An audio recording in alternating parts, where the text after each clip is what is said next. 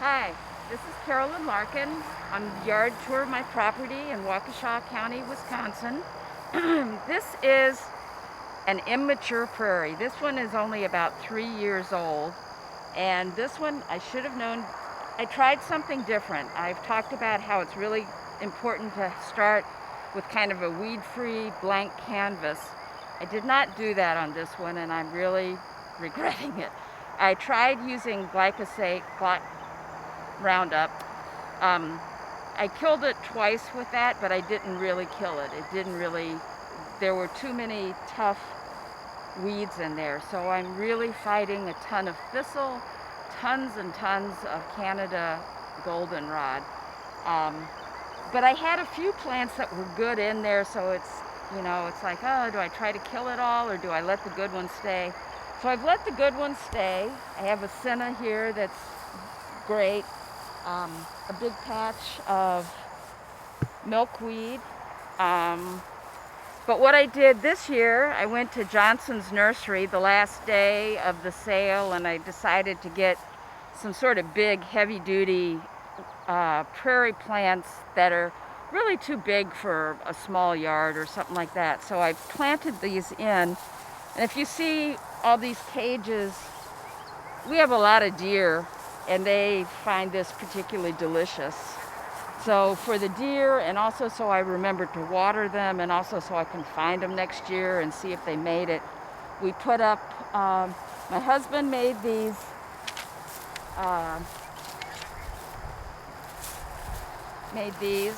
and then I put this on it so I can find it again so we don't run into it and things like that.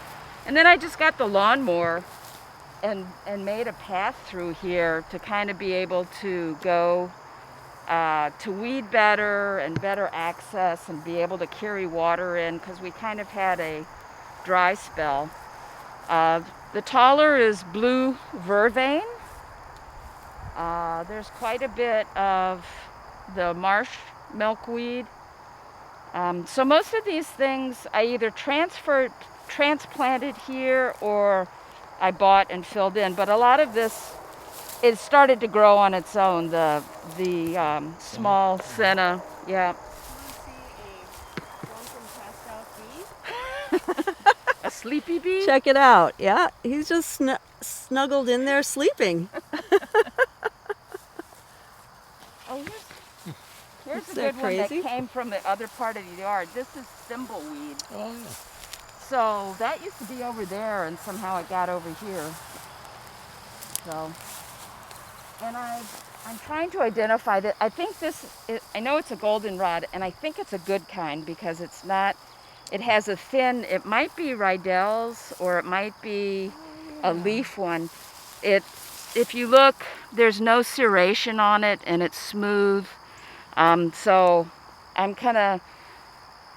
there's some apps that are pretty good. One of them is called Seek, S-E-E-K, by iNaturalist. My phone's too old, it can't handle that app. But We could try it after we yeah. Why? What is this? So this is notice the milk vetch. So that is the Oh. native vetch. Uh-huh. So it had a very pretty, creamy blossom. The stems are Yeah, stunning. and it's going to Wow. seed now. Such a great So that red. one's nice. And here's one of the baby oaks that I transferred from another part of the year. I moved it in April, and it's looking really happy. And this is the blue vervain. Yep.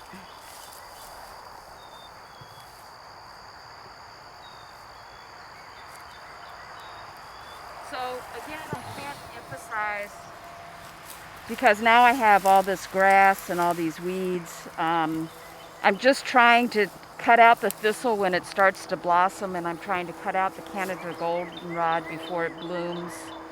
So if you were to be able to do this differently from the start, what would you have done differently? I probably would have smothered it. Oh, so here's an example of, we're smothering another section. So I've got tarp here, and then wood to hold it down, and I'm just throwing weeds and stuff. But you need to smother it for a whole growing season from like April to October. Because if you just smother it for a little while, the seeds and plants that are kind of bloom and come up later will still come up. So you really need to kill it for a whole season. Now, I'll pick this up, I'll rake it just to get the duff off, and then probably put seed on it from our seed exchange sometime this winter. Maybe, I mean, the ideal is like the day before it snows, you put it down and then it snows on top of it and the birds don't eat it. So that's the plan. Is we were just moving out. I probably just picked too big an area for myself. I should have done it in smaller sections because it's just kind of overwhelming. I'm getting a lot of exercise, but Yep, I'm finding that breaking things into sections, like in my yard, is Yeah. the way to manage it. It's much less Yeah. stressful and easier. yeah. This is not a good fellow. This one is mulberry, which I'm finding all over the place, which apparently there's a native and a non-native. I'm pretty sure this is non-native, and it's all over the place, so I'm pulling some of that out. And down at the far end, I also planted some compass plant. Oh, there's some nice compass plants, if you don't mind walking this way.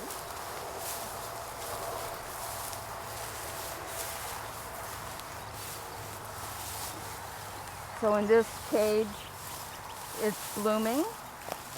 So this is in the Silphium family. It has this interesting leaf, and the leaves turn somewhat during the day to handle moisture. Do you So know that which one's a way cool one. that they do? They orient north-south or east-west? Well, it's Or hard both? to tell with this because it's planted. It's an interesting plant. Yeah.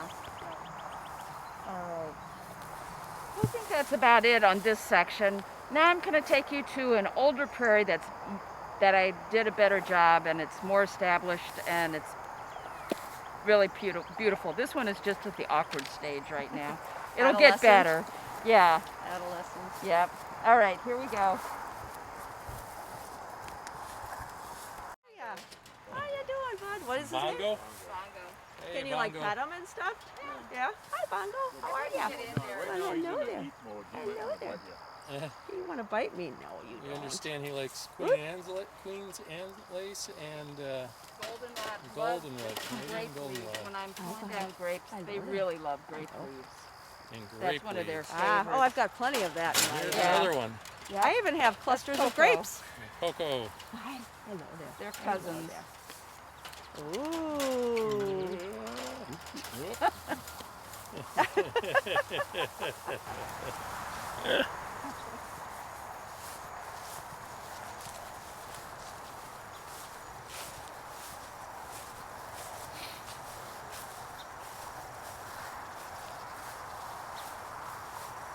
Hi, Carolyn Larkin, talking from my property in Pewaukee, Waukesha County, Wisconsin. I'm a member of Wild Ones, and this is my yard tour, our property. So this is my most well-established prairie. And this one, I took a giant pool cover from the swimming pool that was old, and I covered probably a 20 by 40 area and another 20 by 40 area, and I solarized it. I put it down, I left it there a whole summer. I took it up, I raked it, and then I put a seed mix. So these were all from seed. I did it from a fellow, so some people remember Bob Ehrenhorster. We've toured his property. He came out and seeded it for me. I actually found the original invoice, handwritten invoice. So I spent $260 on seed from him. Wow. But it was very high quality seed. I have a lot of good stuff in it. So I'm thinking that was about almost 15 years ago, 10 to 15 years ago. So I have just, it blooms the whole season. I have the golden Alexander. I have tons of compass plant. This is mountain mint. This is cup plants. These, I think these are more silphiums. Isn't that a rosinweed? Yeah, that's, rosin. yeah, I think it is a silphium though, yeah. Oh. Yeah. There is some big blue stem, which quite a few people have had problems with too much big blue stem. I would not plant anymore. I'm not going to dig it out, but it can be overwhelming. So you need to be careful of your seed mix. Now this one has not been, this was more recent, and as you can see, it's really got a ton of the Rudbeckia hirta, H-I-R-T-A, which that's kind of an earlier, it comes in early, it grows really fast. When it's a new prairie, there's a ton of it in there, and then it gradually goes away. So it's really pretty this year, maybe here a few more years, and then some of the other plants that take a while to really grow up will get mixed in. So when I asked Carolyn about an area that I need to plant, it's blank slate. Her advice was seed it with this Rudbeckia Yeah. to get something in before weeds start to grow. Right. Yep. And I just watched a really good video from the Land Conservancy of McHenry County, which is northern Illinois.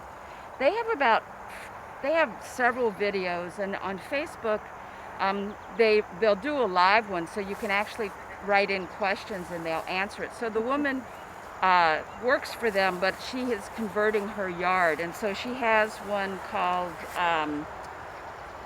how to convert your lawn to prairie. And so she goes through her process and has very good results, very interesting.